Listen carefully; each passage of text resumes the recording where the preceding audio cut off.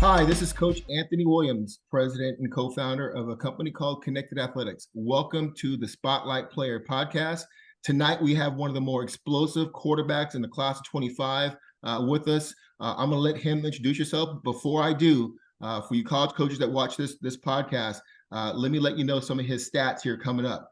Before I do that, let me thank our sponsor. Buffalo Wild Wings is a big sponsor of not only high school athletes, but high school football here in Texas. They've given me the ability to give this platform to allow players like Chad Warner to come in and tell their story.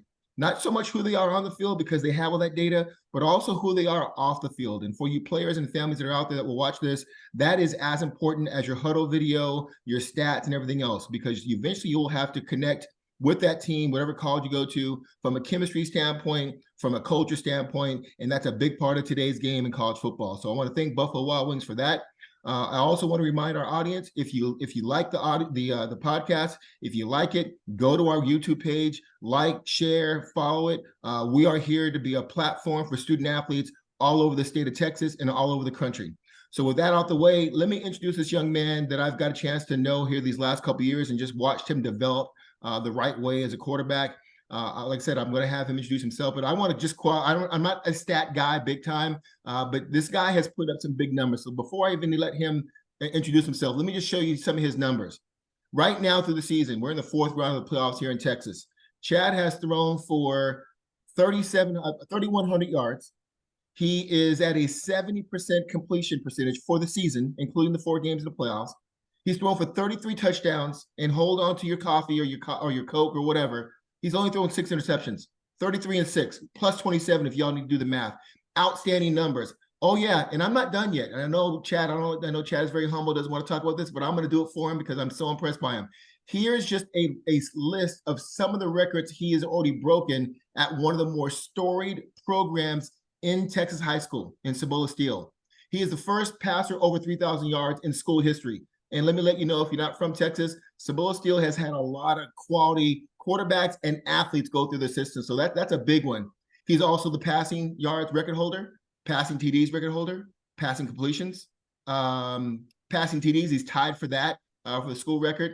He's also the record holder in single game passing yards, also for single game passing TDs, and for completions. I mean, I watched this kid a couple weeks ago when they played over in San Marcos against McNeil, and pinpoint accuracy, can drive the ball down the field. Obviously, I'm very excited about it, but let me stop talking and introduce Chad. Chad, why don't you come in, tell us your name, your school, your position, and what grad year you are.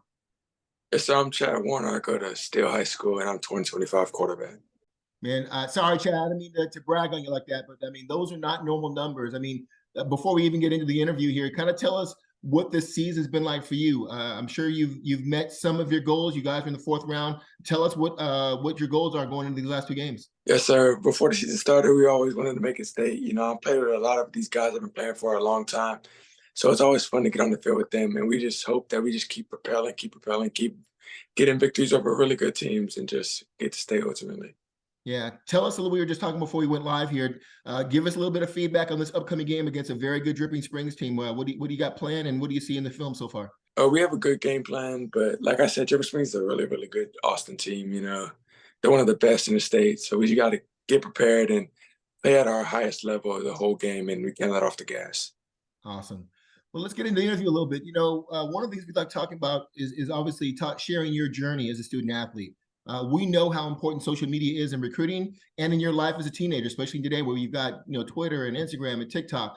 Tell us, how does social media impact your journey as a student athlete? I can say social media can be a good thing and a bad thing.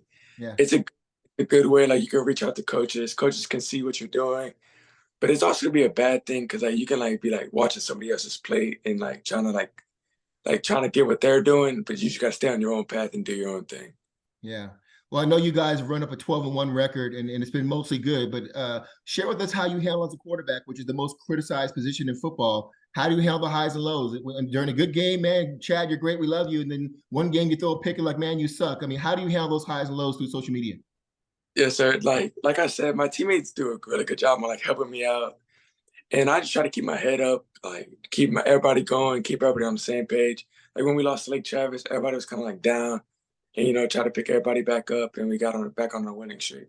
Yeah, for those of you that know, Steele's only loss was to Lake Travis, who's also playing in the fourth round against a very talented Westlake team this weekend. So that loss is nothing too bad to look at. Chad, I know you're a good student. I talked to Coach Sands about you. Tell us, how do you balance? I mean, for those people who are not athletes, balancing academics, practice, film, weight room, all the personal life, homework, spending time with your family. How do you manage all that in your day-to-day schedule? Yeah, so ever since I was young, my parents always told me grades are always first. So first and foremost, I always got my grades together.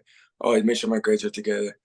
And then sports, yeah, like sports is always a good thing too. And then gotta have fun time with my family too. So I mean, it's kind of hard, I would say, but if you just take it one step at a time and you got like a plan, you kind of get it down. Yeah, I can imagine how many times you probably told some of your friends and said, "Hey, man, let's hit the movies, let's go to the mall." How many times you have to say, "No, man, I have practice," or "I have film," or I mean, what's that like? You know, knowing that you're missing out on some things that the teenage life is all about, but you also got a goal in place you're trying to hit. Like I said, like I say more of like there's a time where you can like go to the movies, have fun with your friends, and there's a time like now where you gotta like be focused on film because you're starting to play like really really good teams, so you gotta be focused on film. You can't have no outside distractions. You know, I told you earlier, you know, this we are very thankful to Buffalo Wild Wings being a sponsor of this podcast. You know, if Buffalo Wild Wings has, you know, great wings, but they also have these great sauces. One of the questions I sent you, you know, they have a lot of different sauces. Which sauce best describes you as a player? I'm not gonna lie, probably Buffalo. Like every time I go to Buffalo Wild Wings, I always order Buffalo wings. It's just like my favorite. Okay. All right. I like it. Keep it authentic. I like that. Nothing wrong with that. You know, Chad, you're, once again, we talked about quarterback position being one of the more visible positions in football. Tell us, how do you manage your individual goals that you're trying to achieve as a quarterback? And I mentioned some of your numbers earlier, while also putting your team goals first. How do you balance that? Well, my main focus is always to get a victory. So as long as you have like your eye on trying to get a win, that individual goal starting to add up. When you were young, have you always played quarterback? When I was like really, really young, like 4 years old, I played quarterback, running back, receiver. I played a lot of positions. I'll say ever since I was like 9, I've been like a strictly quarterback, just quarterback.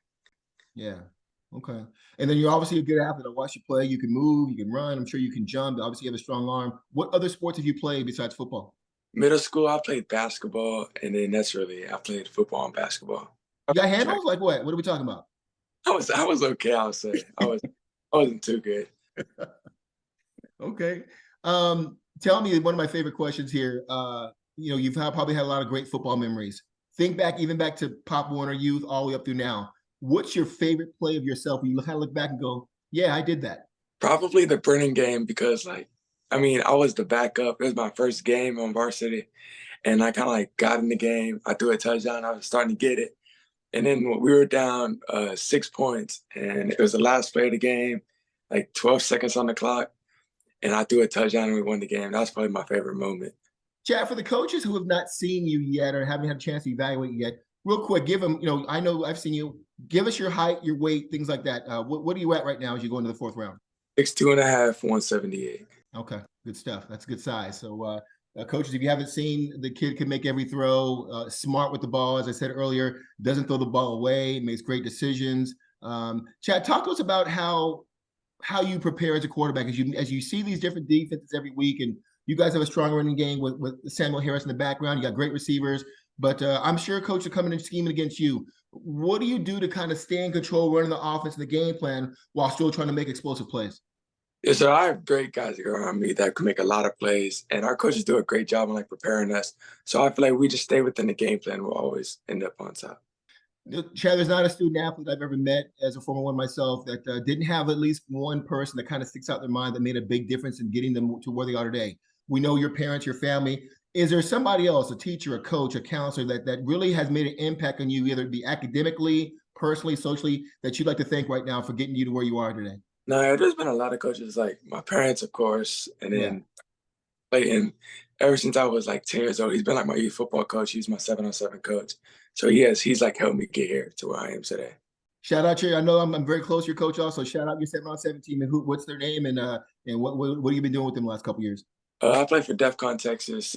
Ever since I was like 10 years old, 11 years old, we all played 7-on-7 together.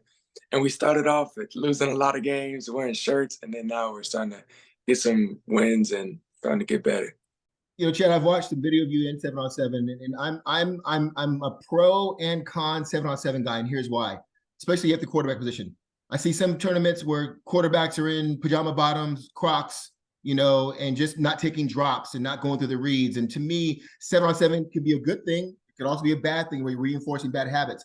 How do you balance and use 7-on-7 to make you better going into the fall season? Yeah, I always say there's some good and bads. Like, of course, like some quarterbacks just sit there, and so when you get back to football, you're not really used to it.